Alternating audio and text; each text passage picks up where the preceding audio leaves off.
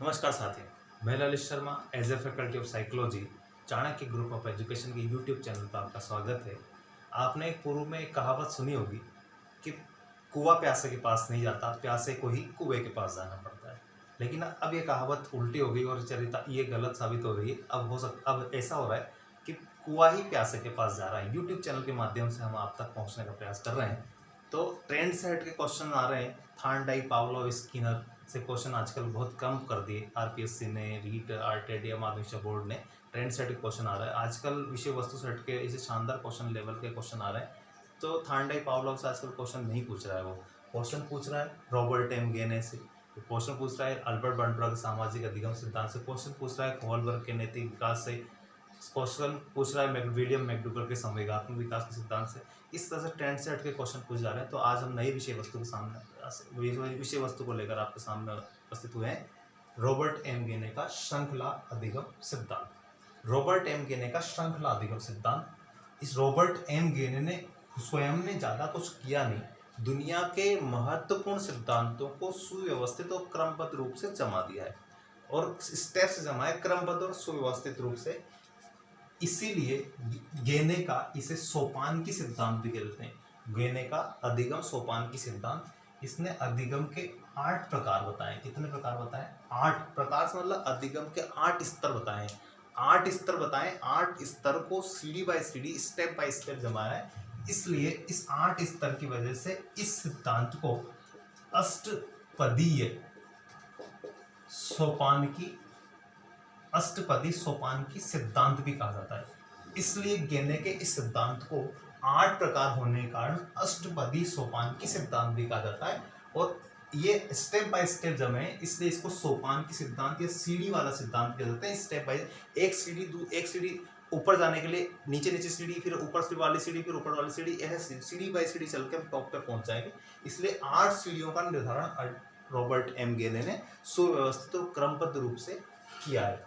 इसलिए सिद्धांत को अधिगम का सोपान की सिद्धांत और 8 प्रकार होने के कारण अष्टपदी सोपान की सिद्धांत भी कहा जाता है। रॉबर्ट एम गेने का सोपान की सिद्धांत या अष्टपदी अधिगम सोपान की सिद्धांत।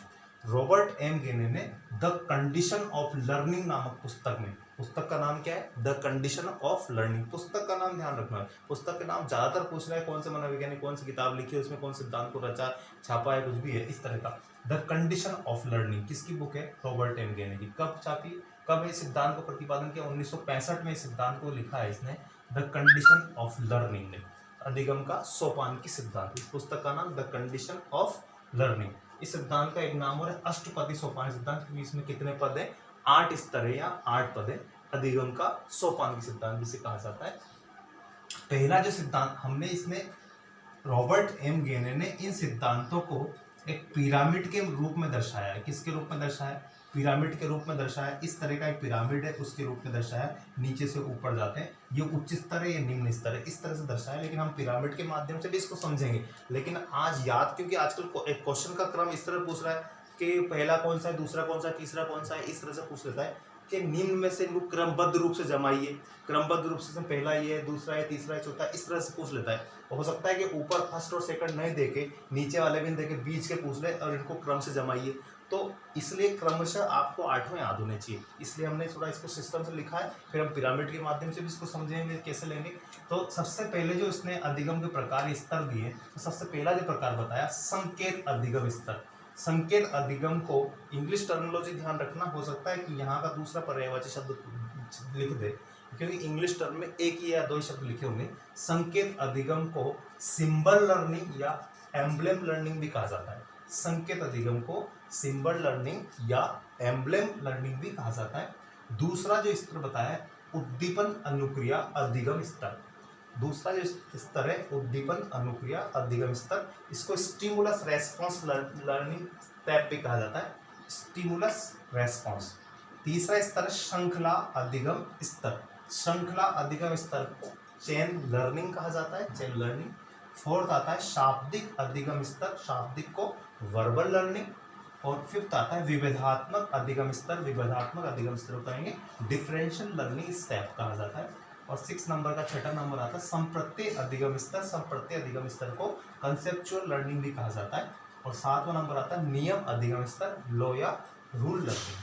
आठवां समस्या समाधान स्तर। समस्या समाधान स्तर को प्रॉब्लम सॉल्विंग लर्निंग भी कहा जाता है। प्रॉब्लम, ये इंग्लिश टर्मिनोलॉजी याद रखना, symbol learning, stimulus response learning, chain learning, verbal learning, differential learning, conceptual learning, लो या rule learning and problem solving learning. ये हमें याद रखना। और हमें याद रखने के लिए हम चार चार के इस भागों में इसको बांट लेते हैं। संकेत, उद्दीपन, श्रृंखला, शाब्दिक। इसको रिपीट करना है इसे, संकेत, उद्दीपन, श्रृंखला, शाब्दिक। संकेत, उद्दीपन, श्रृंखला, शाब्दिक। संकेत, उद्दीपन, श्रृंखला, शाब्दिक। संकेत, उद्दीपन, श्रृंखला, शाब्दिक। इसको कैसे रिपीट करेंगे? इसको याद रखने के लिए चार चार के भागों में इसको तोड़ के हम इसको लर्न कर लेंगे। संकेत, उद्दीपन, श्रृंखला, शाब्दिक। विभेद, संप्रत्यय, नियम, समस्या। विभेद, संप्रत्यय, नियम, समस्या। संकेत, उद्दीपन, श्रृंखला, शाब्दिक। फिर कैसा आएगा? संकेत, उद्दीपन, श्रृंखला, शाब्दिक, विभेद, संप्रत्यय, नियम, समस्या। संकेत, उद्दीपन, श्रृंखला, शाब्दिक, विभेद, संप्रत्यय, नियम, समस्या। इस तरह से इसको एक एक वर्ड लेके याद रखना। संकेत, उद्दीपन, श्रृंखला, शाब्दिक। संकेत, उद्दीपन, श्रृंखला, शाब्दिक, विभेद, संप्रत्यय, नियम, समस्या। विभेद, संप्रत्यय, नियम, समस्या। संकेत, उद्दीपन, श्रृंखला, शाब्दिक, विभेद, संप्रत्यय, नियम, समस्या। संकेत, उद्दीपन, श्रृंखला, शाब्दिक, विभेद, संप्रत्यय, नियम, समस्या। इस तरह से हम इसको चार चार भागों में याद करने के लिए तोड़ के हमको याद कर सकते हैं। संकेत, उद्दीपन, श्रृंखला, शाब्दिक, फिर आता है विभेद, संप्रत्यय, नियम और समस्या। ये 8 प्रकार रॉबर्ट एम गे ने अधिगम के प्रकार बताए सोपान के सिद्धांत के अंतर्गत। इसने स्वयं ने कुछ नहीं किया, दुनिया के महत्वपूर्ण सिद्धांतों को सोपान के आधार पर, स्टेप के आधार पर क्रमबद्ध रूप से, सुव्यवस्थित रूप से इसने जमाया है इसको। अब क्वेश्चन का वर्गीकृत क्वेश्चन आता है, कौन से रॉबर्ट एम गेने के प्रकारों में कौन सिद्धांत माना जाता है, कौन सिद्धांत रॉबर्ट एम गेने का समांतर रखता है। ये थार्नडाइक का जो अधिगम सिद्धांत है रॉबर्ट एम गेने के कौन से प्रकार से इसका मिलता जुलता बताया गया है। इस तरह एक क्वेश्चन पूछ रहा है कि पावलोव कहाँ मिलेगा, या समस्या समाधान के अंतर्गत कौन सा आएगा, नियम के अंतर्गत कौन सा आएगा, संप्रत्यय के अंतर्गत कौन सा आएगा। इस तरह के क्वेश्चन पूछे जा रहे हैं। अब इसको हम बात करते हैं क्वेश्चन कैसे आते हैं। रॉबर्ट एम गेने ने जो अधिगम प्रकार, रॉबर्ट एम गेने का सोपान की सिद्धांत किसका है? रॉबर्ट एम गेने का है। कितने प्रकार बताए? 8 प्रकार बताए। कौन सी किताब में बताए? द कंडीशन ऑफ लर्निंग बताए। कब बताए? 1965 में बताए। इसको अष्टपदी सोपान की सिद्धांत भी कहा जाता है। और पिरामिड के माध्यम से इन्होंने सोपान को दर्शाया है, सोपान की सिद्धांत भी कहा जाता है। संकेत, उद्दीपन, श्रृंखला, शाब्दिक, विभेद, संप्रत्यय, नियम और समस्या के माध्यम से। तो इस तरह से इन्होंने संप्रत्यय विकास को इस तरह से दर्शाया। अष्टपदी पिरामिड, अष्टपदी सिद्धांत के रूप में इसको माना जाता है, दर्शाया जाता है। क्वेश्चन कैसे आता है? संकेत अधिगम को एक शॉर्ट टर्म में इसको समझेंगे। संकेत, संकेत का मतलब इंडिकेशन, कोई इंडिकेशन मिल रहा है आपको। संकेत अधिगम मतलब संकेत के माध्यम से हम कोई है, किसी पशु को हम रोटी डाली, हमने रोटी डाल के हम डंडा भी लेके बैठ गए और डंडा ऐसा ऊंचा कर रहे हैं, तो इसका मतलब उसको रोटी खाने आएगा तो डंडा पड़ेगा, तो इस डंडा उसका संकेत का काम करेगा, तो फिर वो नहीं आएगा पास में। तो इसी तरह संकेत अधिगम के रूप में कौन सिद्धांत वर्गीकृत किया गया है। लेकिन एक बात समझना, देखो 3 टाइप की थ्योरी होती है। एक थ्योरी होती है एसआर टाइप की, दूसरी थ्योरी है आर टाइप, और थर्ड थ्योरी है एस टाइप। 3 टाइप की थ्योरी है। हमको सीखने के लिए 3 टाइप की थ्योरी समझ जाती है। 3 टाइप की कैसे, इसको यूं लेना। 3 टाइप की थ्योरी को हम ऐसे लेंगे कि एसआर, स्टिमुलस रेस्पॉन्स थ्योरी। ये तो है किसका है? थॉर्नडाइक, आप जानते हैं एडवर्ड ली थॉर्नडाइक का है। कौन सा? एडवर्ड ली थॉर्नडाइक, लीवेन थॉर्नडाइक मतलब। एसआर थ्योरी स्टिमुलस रेस्पॉन्स उद्दीपन अनुक्रिया का जो थ्योरी है, वो जो एसआर टाइप थ्योरी किसकी है? थॉर्नडाइक की। अब आर टाइप का मतलब रेस्पॉन्स टाइप किसका है? स्किनर, बीएफ स्किनर मतलब ब्यूरस फ्रेडरिक स्किनर। फिर एस टाइप मतलब स्टिमुलस, ये स्टिमुलस टाइप मतलब डायरेक्ट आपको उद्दीपन मिल रहा है, तो ये है Pavlov, IP Pavlov, Ivan Patrick Pavlov. तो 3 टाइप की थ्योरी होती है। एसआर टाइप थॉर्नडाइक से रिलेटेड है, आर टाइप स्किनर से रिलेटेड है, और एस टाइप जो है वो पावलोव से रिलेटेड है। तो 3 टाइप की थ्योरी पढ़ी जाती है। तो हम कौन से टाइप की थ्योरी किस रॉबर्ट एम गेने की श्रृंखला अधिगम में, कहाँ रॉबर्ट एम गेने के प्रकारों में कहाँ इसको लिया जाता है? संकेत अधिगम में एस टाइप को लेंगे। एस टाइप से मतलब पावलोव को, क्योंकि इस सिद्धांत में क्या हुआ कि घंटी संकेत का काम कर रहा है और घंटी की आवाज सुनकर कुत्ता रेस्पॉन्स देने लग जाता है। तो एस टाइप का एग्जाम्पल, पावलोव घंटी, इस सिद्धांत में संकेत अधिगम के अंतर्गत आता है। घंटी उस कुत्ते के लिए क्या हो जाता है, संकेत का कार्य करता है और उस संकेत के माध्यम से वो क्रिया करने लग जाता है, धीरे धीरे वो ज्ञान सीख जाता है अनुबंधन के माध्यम से। तो कौन सिद्धांत इसके अंतर्गत वर्गीकृत किया, परंपरागत अधिगम। परंपरागत अधिगम या प्राचीन अधिगम या अनुबंधन का सिद्धांत या शास्त्रीय अनुबंधन का सिद्धांत, इसके अंतर्गत इसको लिया गया सिंबल लर्निंग या एम्ब्लेम लर्निंग को। फिर हम बात करते हैं उद्दीपन अनुक्रिया। उद्दीपन अनुक्रिया की तो अभी बात की हमने, एसआर थ्योरी आपको समझ में आ रहा है। तो एसआर थ्योरी अर्थात थार्नडाइक के अधिगम सिद्धांत को इसके अंतर्गत वर्गीकृत किया गया है। इसके अंतर्गत उद्दीपन अनुक्रिया के सिद्धांत, रॉबर्ट पूछा था रॉबर्ट एम गेने के सोपान में एसआर थ्योरी किसके अंतर्गत वर्गीकृत किया गया, तो उद्दीपन अनुक्रिया के सिद्धांत के अंतर्गत वर्गीकृत किया गया है। सेम वैसे पावलोव का सिद्धांत किसके अंतर्गत वर्गीकृत किया गया, संकेत अधिगम के अंतर्गत। फिर आता है श्रृंखला अधिगम। श्रृंखला अधिगम का मतलब चेन लर्निंग, मतलब इसमें क्या होता है कि कई उद्दीपनों और अनुक्रियाओं की एक चेन डेवलप हो जाती है, श्रृंखला डेवलप हो जाती है। उद्दीपन अनुक्रिया, उद्दीपन अनुक्रिया, उद्दीपन अनुक्रिया। जैसे एक लड़की आती है, लड़का आता है, दरवाजा खटखटाता है, फिर कुंडी खोलता है, अंदर प्रवेश करता है, अंदर प्रवेश करने के बाद फिर बैग, स्कूल का बैग रखता है, फिर वो अन्य, फिर इस सिस्टम से फिर वो किचन हाथ धोता है, फिर किचन जाता है, फिर प्लेट में खाना रखता है, फिर खाना शुरू करता है। तो एक के बाद स्टेप, एक चेन डेवलप हो जाती है। तो कई उद्दीपनों और कई अनुक्रियाओं की एक चेन डेवलप हो जाती है, कड़ी डेवलप हो जाती है, कड़ियाँ डेवलप हो जाती है। इसे श्रृंखला अधिगम स्तर कहा जाता है, चेन लर्निंग कहा जाता है, कई अधिगम श्रृंखलाओं। ठीक है, जैसे वाहन चलाना, कार का दरवाजा खोलना, फिर सीट पे बैठना, चाबी ऑन करना, फिर क्लच दबाना, फिर गियर चेंज करना, फिर गाड़ी को क्लच को धीरे धीरे छोड़ना, ये भी एक चेन का काम कर रहा है, श्रृंखला का काम कर रहा है। तो यहाँ भी श्रृंखला अधिगम सिद्धांत का इसके अंतर्गत वर्गीकृत करेंगे। फिर आता है शाब्दिक का वर्बल एसोसिएशन लर्निंग भी कहा जाता है इसको, या वर्बल लर्निंग इसको कहा जाएगा।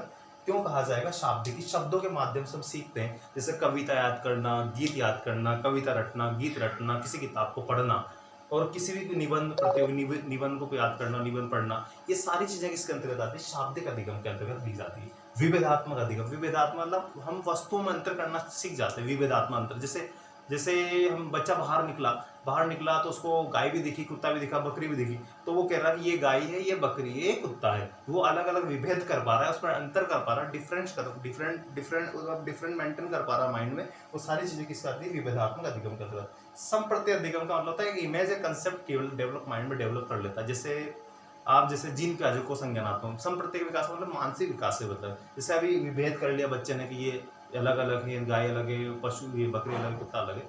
लेकिन संप्रत्यय में क्या होता है, संप्रत्यय में ये होता है, जैसे इसी को लेंगे हम गाय को, तो गाय है तो उससे कोई गाय है जो दूध देती है, कुत्ता है जो भौंकता है लेकिन वफादार है, बकरी है दूध देती है लेकिन कुछ लोग बकरी को काट के खा जाते हैं मांस के रूप में। तो वो चीजें क्या हो जाती है, वो सारी मतलब इसमें उस विभेद का अंतर करके उस संप्रत्यय विकास मतलब मेंटल विकास, मानसिक विकास की ओर पहुंच रहा है। उनकी ज्यादा डीपली नॉलेज के रूप में, गाय अलग है, बकरी अलग है, इनके सारे अलग अलग, कार्य अलग है, ये कौन सा शाकाहारी है, कौन सा मांसाहारी पशु है, सारी चीजें, ये संप्रत्यय विकास हो रहा। ब्रूनर का संप्रत्यय विकास, जीन प्याजे का मान संज्ञानात्मक, सारे इसके अंतर्गत लिए जाते हैं। फिर आता है नियम अधिगम स्तर। नियम अधिगम का मतलब किसी विषय वस्तु को नियमों के माध्यम से सीखना। पहले नियम सीखिए, नियम के माध्यम से गणित के सवाल सीखना। पहले नियम पे संख्या जमाएगा, संख्या जमा के सवाल को हल करना सीख जाएगा। विज्ञान के नियम सीख के फिर समीकरण बनाना सीख जाएगा। न्यूटन का गुरुत्वाकर्षण का नियम, ये सारी चीजें इसके अंतर्गत दी जाती है। नियम अधिगम सिद्धांत। समस्या समाधान का मतलब होता है बालक ने किसी समस्या के लिए वो जूझ रहा होता है काफी देर तक, काफी टाइम तक, हो सकता है कई दिनों तक, लेकिन उस समस्या का हल उसे अचानक मिल जाता है और अचानक मिलने पर वो समस्या का हल प्राप्त कर लेता है। अर्थात किसी बालक ने समस्या का हल प्राप्त कर लिया ना, तो उस बालक ने अधिगम के उच्चतम स्तर को प्राप्त कर लिया, समस्या का हल अगर उसे मिला। क्योंकि रॉबर्ट एम गेने ने इन स्तरों को इस लेवल पर जमाया है, क्योंकि यहाँ पूर्व पद द्वितीय पद की मूलतः आवश्यकता बन जाता है। जैसे संकेत नहीं होगा तो उद्दीपन नहीं मिलेगा, उद्दीपन नहीं होगा तो श्रृंखला नहीं बनेगी, श्रृंखला नहीं होगा तो शाब्दिक नहीं होगा, शाब्दिक नहीं होगा तो विभेदात्मक नहीं होगा, और फिर विभेद नहीं होगा तो संप्रत्यय विकास नहीं होगा, या संप्रत्यय विकास नहीं होगा तो नियम नहीं बनेगा तो समस्या का समाधान ही नहीं होगा। इसका मतलब पूर्व पद द्वितीय पद की आवश्यकता है। अगर एक कड़ी भी इनमें टूटती है ना, तो फिर अगले स्टेप पे जाना दिक्कत हो जाती है। मान लो बीच की सीढ़ियां टूट जाएगी तो छत पे कैसे जाएंगे, एक दो सीढ़ी चढ़ी, बीच की सीढ़ियां डिस्कनेक्ट हो गई तो छत पे जाने में दिक्कत हो जाएगी। इसीलिए संकेत से लेकर समस्या तक हमें जाना है, क्योंकि संकेत होगा तो उद्दीपन अनुक्रिया, उद्दीपन तो एक कड़ी दूसरी कड़ी से कनेक्ट है।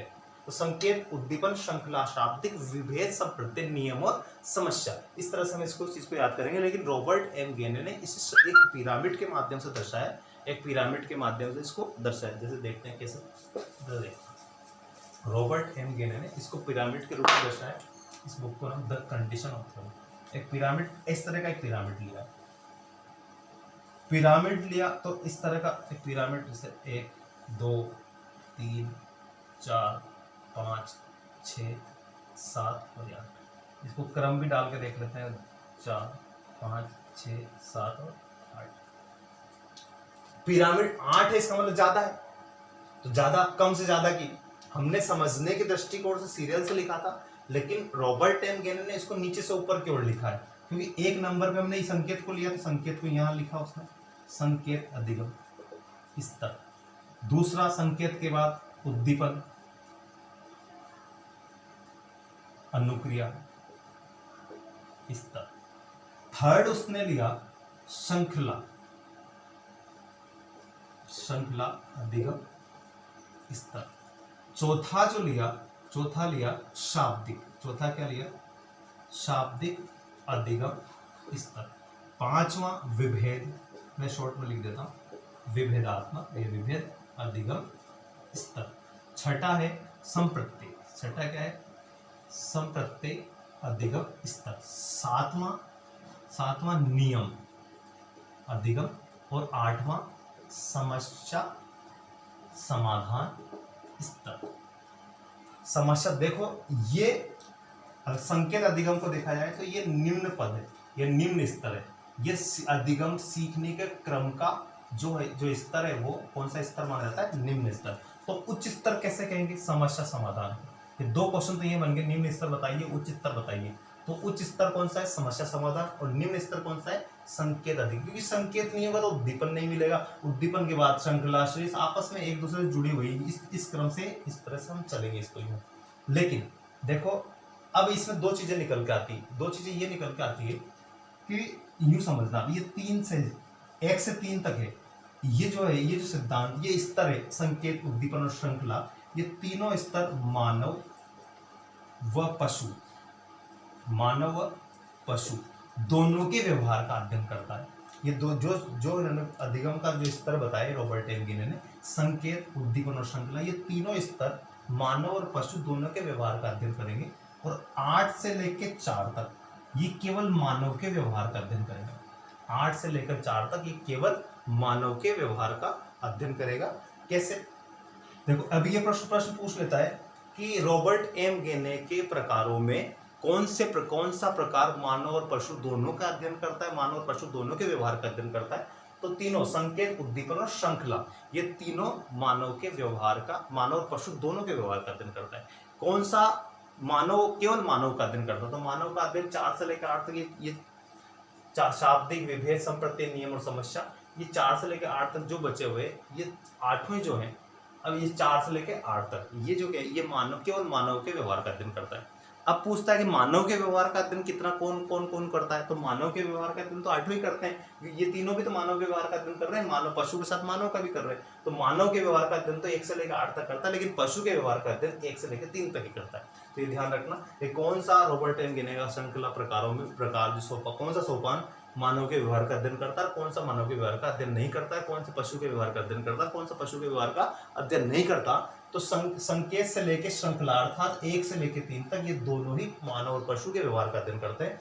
और 4 से लेकर 8 तक ये केवल मानव के व्यवहार का अध्ययन करता है। लेकिन अब प्रश्न बनता है, मानव के व्यवहार का अध्ययन कौन करता है? तो मानव के व्यवहार का अध्ययन तो 1 से लेकर 8 तक ही होता है। संकेत, उद्दीपन, श्रृंखला, शाब्दिक, विभेद, संप्रत्यय, नियम और समस्या तक, ये बात है।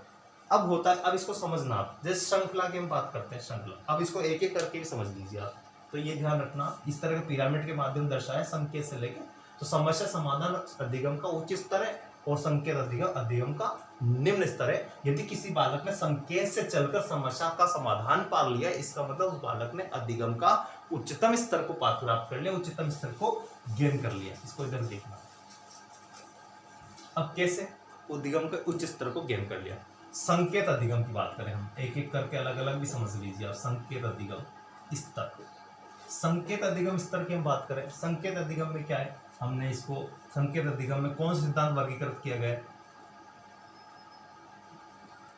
शास्त्रीय अनुबंधन का सिद्धांत। शास्त्रीय अनुबंधन को यूं कहेंगे परंपरागत अनुबंधन का सिद्धांत कह सकते हैं, पारंपरिक अनुबंधन का सिद्धांत भी कह सकते हैं।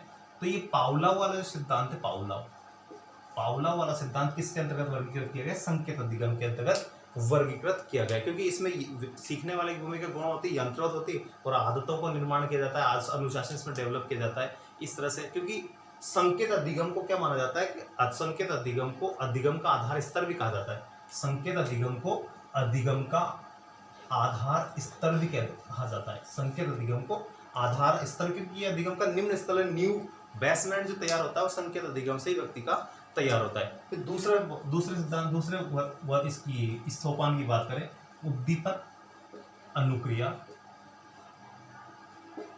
अधिगम स्तर। उद्दीपन अनुक्रिया अधिगम स्तर, ये इसके अंतर्गत जो सिद्धांत वर्गीकृत किया गया वो थॉर्नडाइक का एडवर्ड ली थॉर्नडाइक का जो सिद्धांत है ये वर्गीकृत, क्योंकि स्टिमुलस के बाद रेस्पॉन्स है, उद्दीपन के बाद अनुक्रिया आती और हर वो चीज उद्दीपन कहलाती है जिसके प्रति व्यक्ति अनुक्रिया हेतु बाध्य हो जाता है। हर वो चीज उद्दीपन कहलाती है जिसके प्रति व्यक्ति अनुक्रिया हेतु बाध्य हो जाता है। तो फिर हम तीसरी स्टेप में बात करते हैं, तीसरा जो सोपान है श्रृंखला अधिगम स्तर। श्रृंखला अधिगम स्तर में रॉबर्ट एम गे ने ये कहा कि अगर, जैसे मैं बात करता हूं कि आप एक व्यक्ति ने 2 का पहाड़ा लिखा, 2 6 8 10, ये मान लो यहाँ तक समझा, ये श्रृंखला है, इसमें चेन डेवलप हो रही, 2 के बाद 4, 2 4 के बाद 6, 6 के बाद पहाड़े में 2 के बाद 4, 4 के बाद 6, 6 के बाद 8, 8 के बाद 10, 10 के बाद 12, इस तरह क्रमशः 30 तक जाएगा। लेकिन एक बालक ने 2 4 5 और फिर वापस 8 और 10 कर दिया, तो इस जगह जाकर उसने गलती कर दी वापस, तो इस जगह चेन टूट गई। तो रॉबर्ट एम गे ने ये कह रहा है, रॉबर्ट एम गे ने श्रृंखला, लेकिन श्रृंखला अधिगम का हम बात करें, श्रृंखला अधिगम को मूलतः जो श्रृंखला अधिगम का जनक है ना, क्योंकि दुनिया के महत्वपूर्ण सिद्धांतों को रॉबर्ट एम गे ने जमाया है, क्योंकि रॉबर्ट एम गे ने इसका खुद का कोई सिद्धांत नहीं है इसमें, क्योंकि ये श्रृंखला अधिगम जो मूलतः सिद्धांत है ये एडविन आर गुथरी का सिद्धांत है। एडविन आर गुथरी, तो एडविन आर गुथरी ने ये कहा कि अगर आप श्रृंखला अधिगम सिद्धांत में बच्चों को लर्निंग करा रहे हैं, सिखा रहे हैं, तो ऐसा नहीं कि उसने जैसे मान लो 2 का पहाड़ा लिखा, ये सही है, ये श्रृंखला डेवलप हो रही, लेकिन ये श्रृंखला बिगड़ गई, तो ऐसा नहीं कि पूरा टीचर पूरा पहाड़ा उसको काट दे, नहीं, उसको यहाँ सिखाया कि जिस जगह गलत किया उस जगह उसको ठीक करने के लिए कहा जाए कि यहाँ उसने गलत किया। जैसे एक उदाहरण समझना, उदाहरण ये है श्रृंखला अधिगम का, जैसे ये वर्ड है कमल, कमल शब्द है, लेकिन एक बालक ने उसको ऐसे लिख दिया, तो टीचर इसको यूं काटेगा नहीं, टीचर वही अच्छा टीचर है जो जिसमें कुशलता है, जो बच्चों को अच्छा ट्रीट कर पा रहा है, वो श्रृंखला अधिगम सिखा पा रहा है, कि बालक को कहा जाए कि बेटा ये आ की मात्रा इसमें नहीं लगेगी, आ की मात्रा नहीं लगेगी कमल में, ये कामल हो गया, इसलिए आप पूरा सवाल को या पूरे शब्द को गलत नहीं किया जाए, जहां उसकी चैन गलत हुई ना उसका संशोधन किया जाए, ये एडविन आर गुथरी ने कहा है। तो ये इस तरह के एग्जाम्पल उसने श्रृंखला अधिगम में दिए। श्रृंखला में एक कई उद्दीपन अनुक्रिया की श्रृंखला चैन डेवलप हो जाती है, तो बालक इसके माध्यम से सीख जाता है। यह श्रृंखला अधिगम, ठीक है। हम आगे, और फिर शाब्दिक अधिगम स्तर में क्या होता है? शाब्दिक अधिगम में क्या होता है? शब्दों के व्यवहार, शब्दों के कारण शब्दों व्यवहार में आया वो परिवर्तन। जैसे कहीं कोई शब्द सुना, अंग्रेजी का ही सुन लिया, फिर वो भी बोलना चाह रहा, फिर उस शब्द में सुधार और बच्चा सीख रहा है वो बोलना चलना, ठीक है। फिर कविता याद करना, पुस्तक पढ़ना, रटना, ये सारी चीजें शाब्दिक अधिगम के अंतर्गत आती है, और शाब्दिक अधिगम स्तर के अंतर्गत ली जाती है। तो कौन सा सिद्धांत किस अधिगम स्तर या अधिगम सोपान के अंतर्गत वर्गीकृत किया गया, इस तरह से। फिर बाकी जो 4 और बचे हैं, जैसे विभेदात्मक संप्रति, नियम और समस्या। विभेदात्मक क्या होता है? उदाहरण में मैंने बताया आपको, विभेदात्मक क्या, बालक विभेद करना सीख जाता है, ये अलग है, वो अलग है, मम्मी है, पापा है, बुआ जी, फूफा जी, काका जी, ताऊ जी है, अलग अलग। फिर अगर नहीं सीखेगा तो सारे मनक है, ये महिला है, ये पुरुष है, लेकिन उसे पता ही नहीं कौन सा रिश्ता नाता का, ये सब विभेद कर पा रहा है, सारे जैसे सब उसको मम्मियाँ दिखेगी, सब पिताजी दिखेंगे, ऐसा तो है, कुछ फूफा जी भी है, कुछ बुआ जी भी, कुछ मामा जी भी है, तो ये सारी चीजें अलग है, वो विभेद कर पाए कि ये वो है, ये वो है। संप्रति एक इमेज तैयार कर लेती, बुआ जी ऐसे हैं, फूफा जी ऐसे हैं, और वो ऐसे, मामा का लड़का वैसा, एक इमेज तैयार कर ले। संप्रति विकास, नियमों के माध्यम से बालक सीखता है, किसी गणित विज्ञान के नियमों के माध्यम से सवाल करना सीखता है। समस्या समाधान के अंतर्गत ये लिया जाता है, जैसे कोहलर का अधिगम सिद्धांत समस्या समाधान का, कोहलर का जो सुल्तान नामक चिंपांजी है, वो अपनी बात, क्योंकि इस सिद्धांत में कोहलर ने कहा है, सिद्धांत में कहा कि वास्तविक परिस्थिति का आकस्मिक और तात्कालिक ज्ञान सूझ कहलाता है, क्योंकि परिस्थिति के विभिन्न अंगों में समन्वय स्थापित करना भी सूझ कहलाता है। क्योंकि जो जैसे आपने आइडिया का वो सुना होगा लोगों, an idea can change your life, क्योंकि एक बहुत देर सोच रहा समस्या का हल उसे मिला,